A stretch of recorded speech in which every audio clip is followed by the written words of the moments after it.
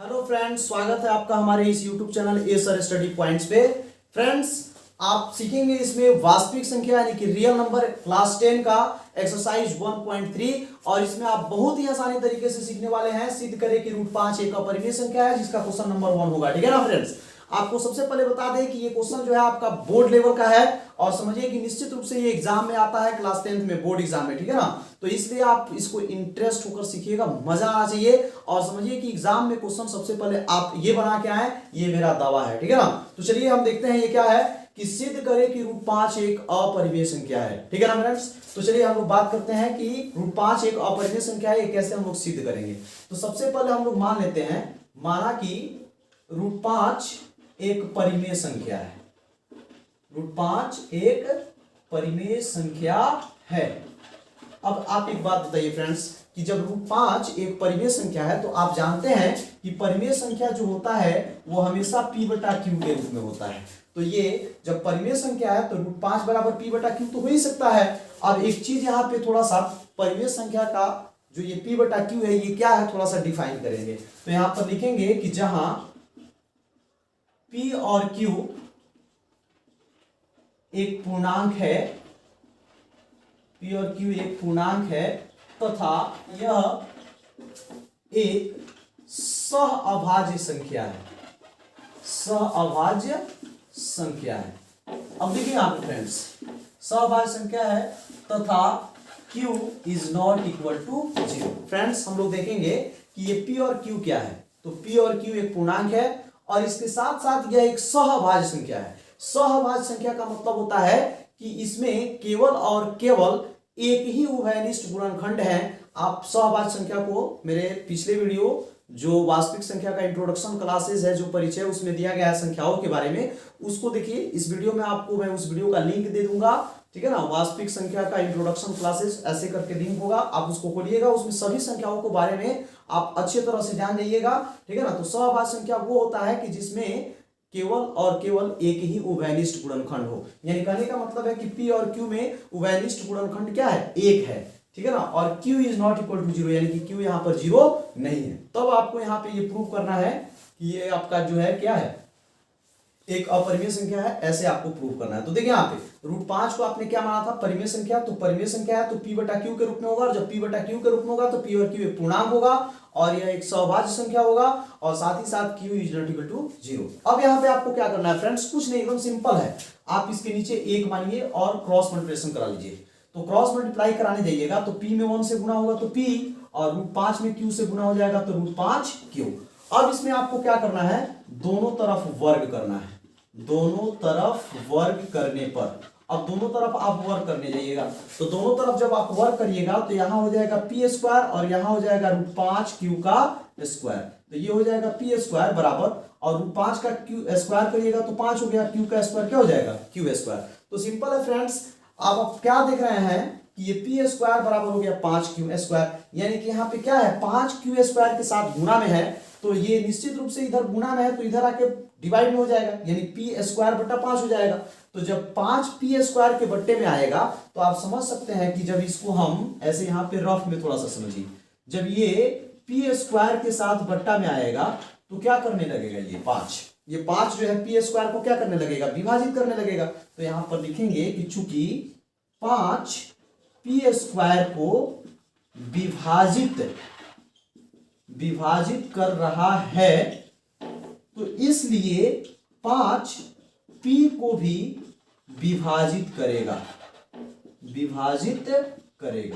यानी कि जब 5p² को काट रहा है तो सिंपल सा बात है कि ये 5 जब p² को विभाजित कर सकता है तो p को भी क्या कर लेगा, वो इजिली विभाजित कर ही देगा वो। तो 5p को भी विभाजित करेगा।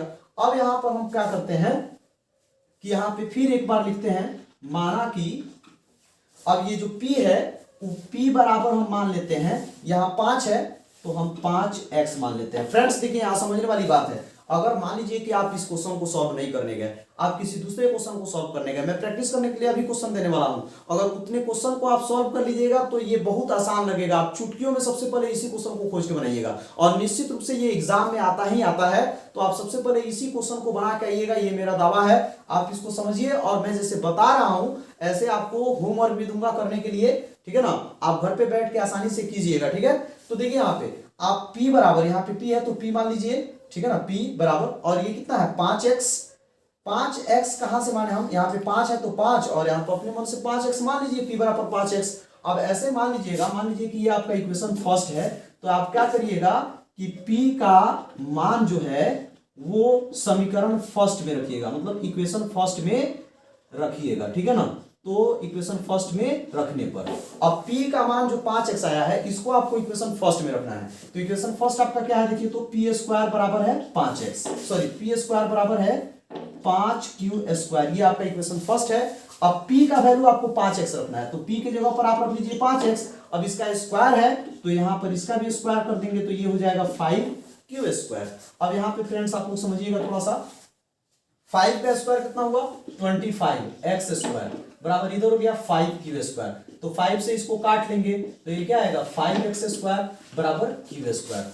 अब देखिए फ्रेंड्स, ये फिर 5 जो है x स्क्वायर के साथ गुणा में है, तो जब ये गुणा में है तो उधर जाके फिर क्या हो जाएगा डिवाइड, और फिर जब डिवाइड होगा तो 5q स्क्वायर को भी डिवाइड करेगा भाई, यानी कि यहां पर लिखेंगे कि चूंकि 5q स्क्वायर को विभाजित कर रहा है इसलिए 5q को भी विभाजित करेगा, ठीक है। तो 5p स्क्वायर को भी विभाजित कर रहा है, p को भी विभाजित कर रहा है, और यही 5q को भी क्या कर रहा है विभाजित कर रहा है। तो इसका मतलब तो ये हुआ कि इसका जो है एक उभयनिष्ठ गुणनखंड जो है 5 भी निकल के आ रहा है, क्योंकि ये 5p को भी विभाजित कर रहा है यहाँ पे, और ये 5q को भी विभाजित कर रहा है। तो इसका मतलब ये हुआ कि p और q में एक और गुणनखंड आपको मिल गया, और क्या मिला 5, जबकि हमने यहाँ पर क्या लिखा था कि 5 एक आपका सह अभाज्य संख्या है। तो सह अभाज्य संख्या का मतलब क्या होता है कि जिसमें केवल और केवल एक उभयनिष्ठ गुणनखंड हो, लेकिन इसमें तो 5 भी एक गुणनखंड मिल गया। तो इस तरह से ये हमारा तथ्य क्या हो गया गलत हो गया, यानी कि हम यहाँ पे लिख सकते हैं कि अतः हमारी मान्यता गलत है, क्योंकि p और q में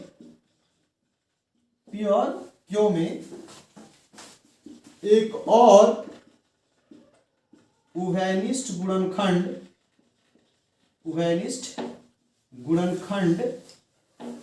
5 है, इसलिए √5 एक अपरिमेय संख्या है, ठीक है ना। क्योंकि इससे जो है हमारा विरोधाभास उत्पन्न हो रहा है, क्योंकि यहां पर हमने बताया था कि p और q एक सहअभाज्य संख्या है, यानी कि p और q में एक के अतिरिक्त कोई दूसरा उभयनिष्ठ गुणनखंड नहीं है। सहअभाज्य संख्या का मतलब ये हुआ, लेकिन यहाँ पर हमको 5 एक उभयनिष्ठ गुणनखंड मिल रहा है, क्योंकि 5 p को भी डिवाइड कर रहा है और 5 q को भी डिवाइड कर रहा है। इसका मतलब यह है कि एक दूसरा उभयनिष्ठ गुणनखंड आपका क्या मिल गया है 5, जो हमारे इस तथ्य का क्या कर रहा है विरोध कर रहा है कि 5 एक क्या है √5 एक अपरिमेय संख्या है। इस बात का ये विरोध कर रहा है कि √5 एक परिमेय संख्या है, इस बात का ये विरोध कर रहा है। इसीलिए हम कह सकते हैं कि √5 एक क्या है अपरिमेय संख्या, और ये वो आपका सिद्ध हो गया, ठीक है ना। तो आप फ्रेंड्स इस क्वेश्चन को करिए, और इस क्वेश्चन को करने के लिए मैं आपको यहाँ पे होमवर्क दे देता हूँ। ये आपको होमवर्क में करना है, √2 को प्रूफ करना है, 3 को प्रूफ करना है, फिर आपको √7 को प्रूव करना है, √6 को प्रूव करना है, √8 को प्रूव करना है, √10 को करना है, √11 को करना है, यानी इतना सारा क्वेश्चन आपको प्रूव करना है, ठीक है ना फ्रेंड्स। तो देखिए आपको कैसे प्रूव करना है। जैसे आप √2 को प्रूव करने जाइएगा तो एकदम सिंपल ही है, आप सीधे यहाँ पे लिखिएगा, जैसे √2 आप प्रूव कर रहे हैं तो लिखिएगा माना कि √2 एक परिमेय संख्या है, अतः मतलब उसके बाद √2 बराबर p/q मान लीजिएगा। फिर ये जो ब्रैकेट में आपको लिखा गया है ये सब कुछ सेम रहेगा, इसमें कोई चेंजिंग नहीं करनी है आपको। फिर नीचे 1 मान के क्रॉस मल्टीप्लाई करिएगा। मैंने कहने का मतलब मेरा ये है कि इसमें जहां जहां आपको 5 दिखेगा वहां आपको 2 लगा देना है।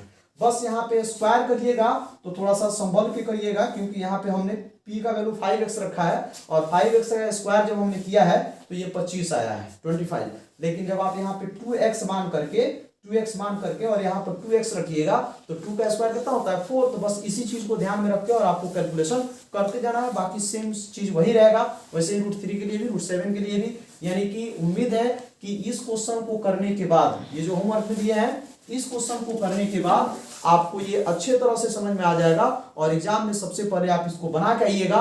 और मेरा ये 100% दावा है कि ये क्वेश्चन आपके बोर्ड एग्जाम में आने वाले हैं। ये पूरा बोर्ड मॉडल क्वेश्चन है, तो आप इसे अच्छे तरह से सीखें, इसका आप स्क्रीनशॉट लें और तब भी अगर कोई समस्या रह जाती है तो कमेंट करके जरूर बताएं। फ्रेंड्स अगर वीडियो पसंद आए तभी जो है लाइक करिएगा, सब्सक्राइब करिएगा, अन्यथा मत करिएगा, ठीक है ना। तो चलिए इसका